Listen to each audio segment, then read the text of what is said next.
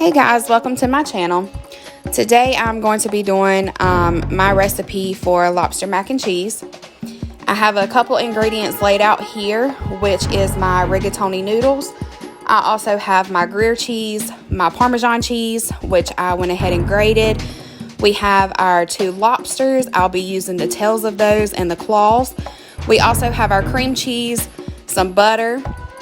We have a half a cup of panko, breadcrumbs. I use the plain, and we also have some garlic laid out, some fresh garlic.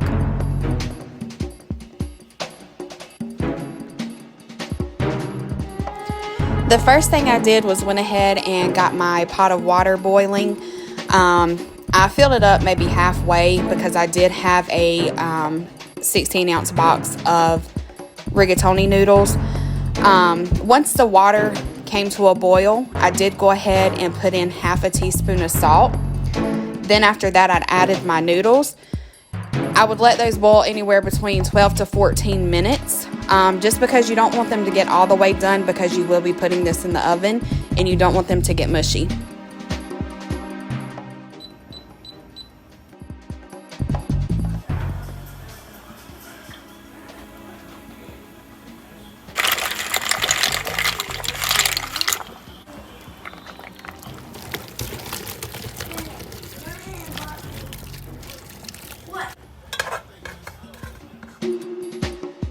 The next thing I went ahead and did was take apart my lobsters. I made sure to twist and pull the tail off very gently. Also, I took the claws off. You do want to get the meat from the claws and the tails.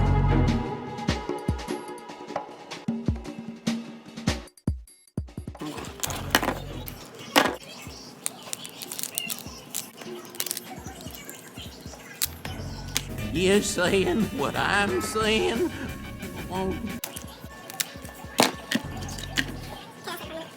Assassins! Cold-blooded assassins! All of them! Here I am just cutting the lobster meat up. I am cutting it in bite-sized pieces. Like I said before, this is from the claws and also from the tails. The next thing you want to do is go ahead and drizzle some extra virgin olive oil over the lobster. 1/4 of a teaspoon of paprika,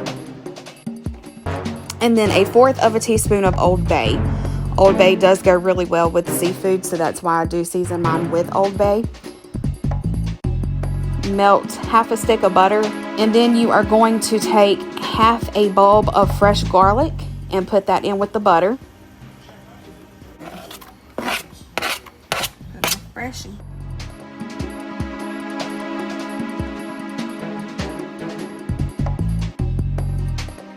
Then you're going to add your lobster in.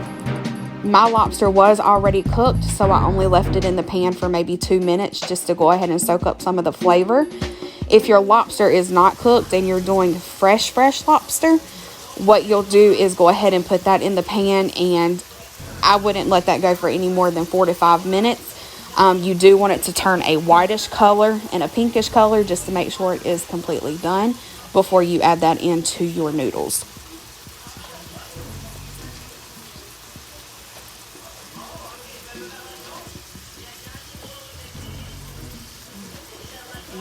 Next, I'm going to go ahead and start getting my topping ready.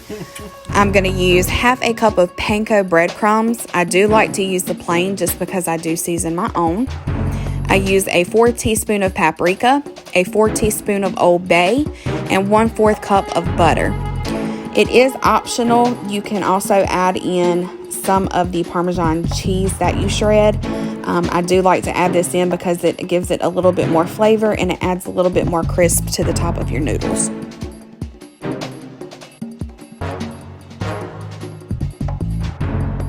So this is the fun part. We're going to go ahead and start making our cheese sauce. The first thing I do is go ahead and add in my 6 ounces of gruyere cheese. The next thing I do is go ahead and add in my 10 ounces of Parmesan cheese. You also want to go ahead and add in your full block, which is 8 ounces of cream cheese.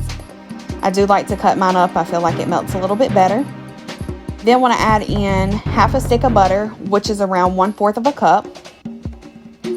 And then I go ahead and add in a cup of mozzarella cheese, 2.5 cups of whole milk.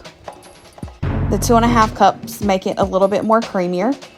Then I'm going to use a half a teaspoon of salt and a half teaspoon of pepper. And then I do go ahead and add in a half teaspoon of garlic powder.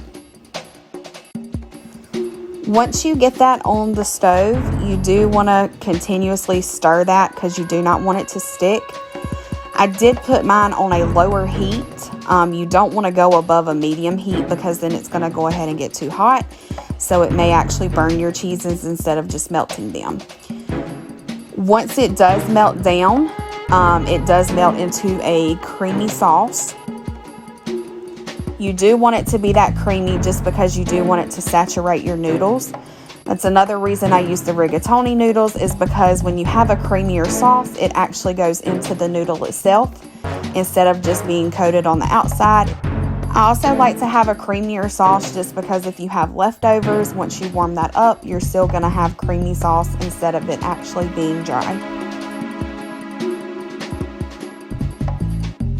Next, I'm going to add in my lobster. Make sure you give that a good stir just to get that in with your noodles. And then after we get that stirred up completely, I'm going to go ahead and add that into my baking dish. Once you get that into your baking dish, make sure you pat the noodles down into the sauce. And then I like to just take a handful of my mozzarella cheese and sprinkle that on top. And then I'm going to take my panko mix that we made earlier and go ahead and get that put on the top as well. That way you'll have a nice little crunch to your noodles once you get that out of the oven. I put mine in a 350-degree oven and left it in for 25 minutes. And here we are, guys. This is your finished product. You see that it is still bubbling. I just went ahead and got it out of the oven. You do want to let it set a few minutes before you actually cut into it, just to go ahead and let the cheese sauce kind of marinate into the noodles.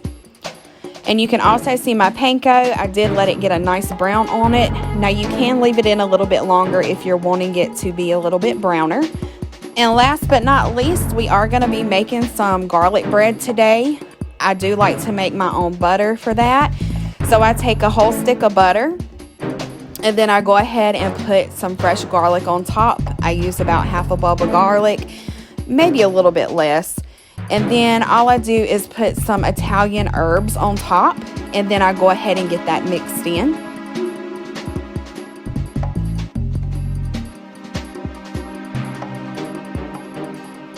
Once I get that mixed together into a spread, I'm going to go ahead and get that put onto my bread. What I used for my bread was just some little sub buns that I had got from Walmart earlier.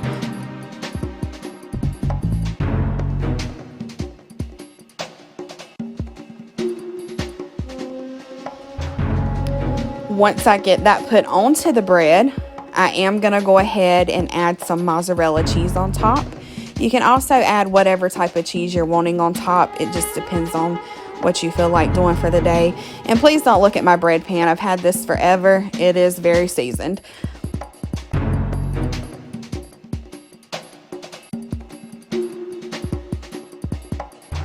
And here I'm going to go ahead and get some of that plated.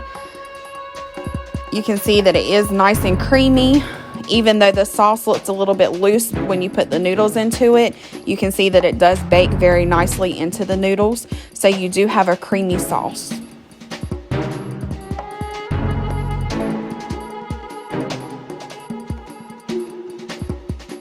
And here you have like another little shot of the pasta, just showing you what it looks like once you serve it. And then you also have the piece of garlic bread on the side that has your homemade spread on it, and it also has your cheeses.